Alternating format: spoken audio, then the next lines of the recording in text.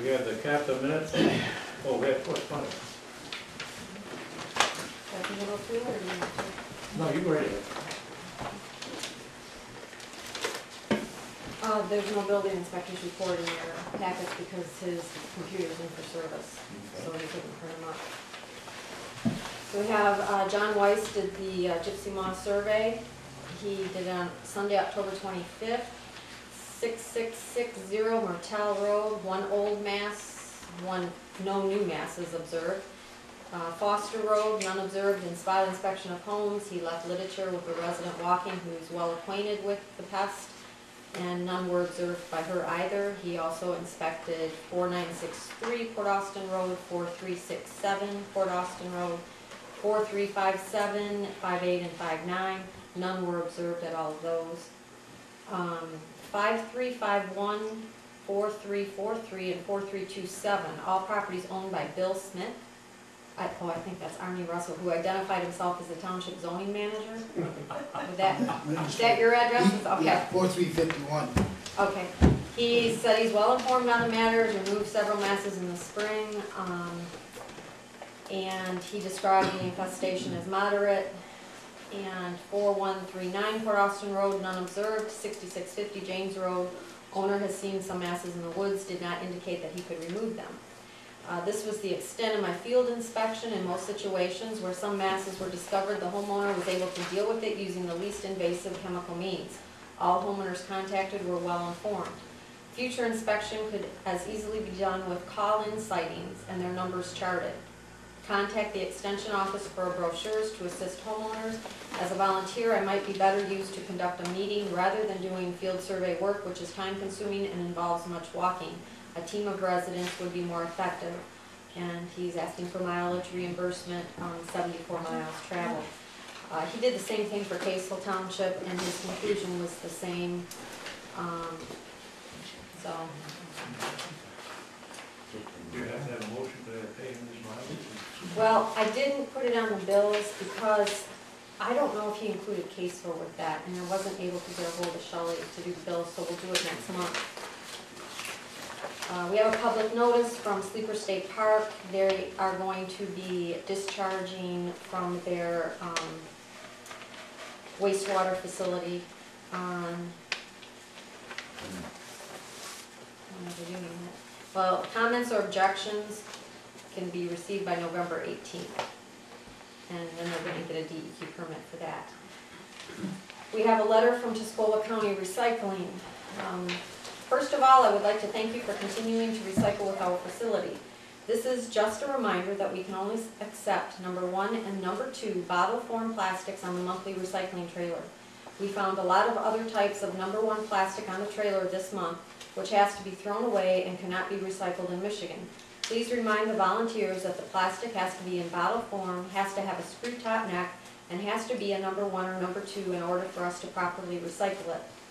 Remember to make sure that your staff person keeps track of how many people use the drop-off and to only accept those materials as described in the agreement.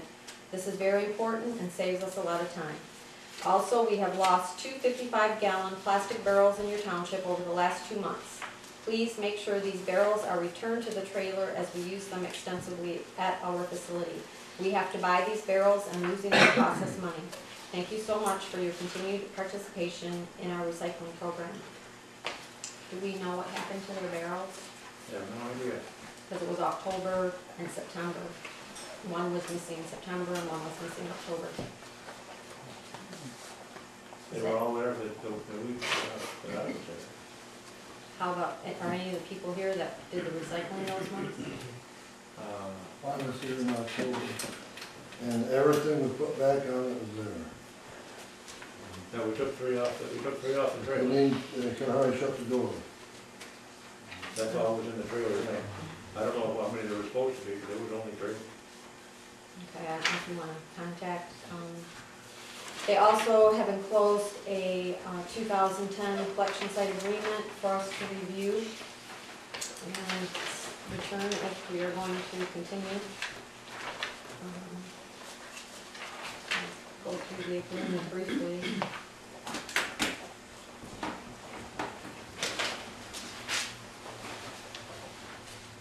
talks about staffing, hours of operation, which is our choice. The materials collected means that we have to sort, and as the letter stated, they don't want stuff that they do not take. The staff prior to unloading at Tuscola will inspect materials delivered. Based on the contamination levels, Tuscola operator will determine whether such materials are acceptable. And if they're unacceptable, Tuscola may reject same and charge the township for the disposal of those materials.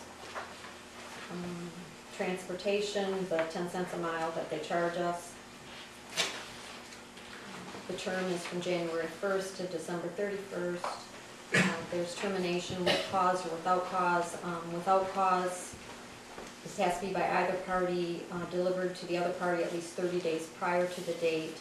And for cause, either party may terminate this agreement for failure by the other party to perform or adhere to any of its obligations by notifying the party of such default and allowing them to cure it within 15 days. If not cured, they can void the contract.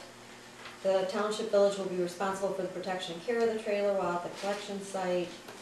The recycling coordinator, which is Tuscola, will educate the township staff if they need it. So that's the contract, and I think I gave everybody a copy of that, didn't I?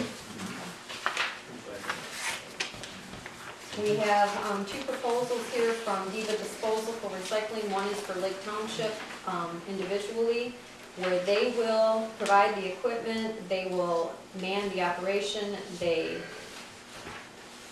take,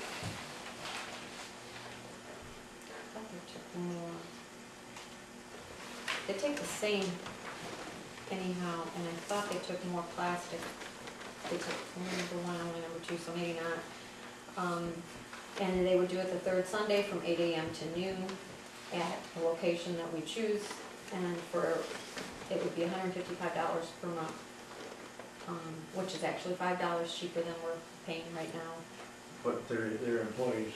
And their employees would monitor it, we would not need any volunteers. And then they have another proposal here, if the township was to do it jointly with Hume Township, and I think it was a little less, $275 per month split between the two townships, so that would be even less. But then you would have to have a location, which I don't know what location would be good for both townships. We have a letter here, October 27th. This was a letter sent to the Huron Daily Tribune, copied to the township. On Tuesday, September 15th, the Lake Township Board voted 3-2 to dismiss 2 planning commission volunteers.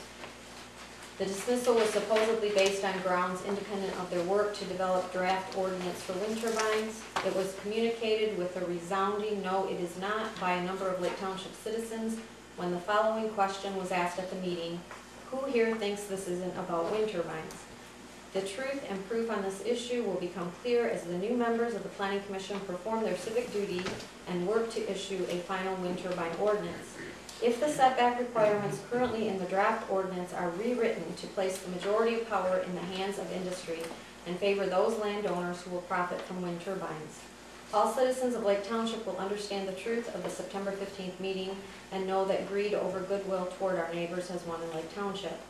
Setback, inhabited structure setback, and water wells. The setback of an anemometer tower or a wind energy system from an inhabited structure shall be no less than 1 mile, except that this requirement shall not apply if the owner-operator owns the adjoining property, the owner-operator has a recorded lease agreement or easement with adjoining property owners. Sincerely, John McCallum.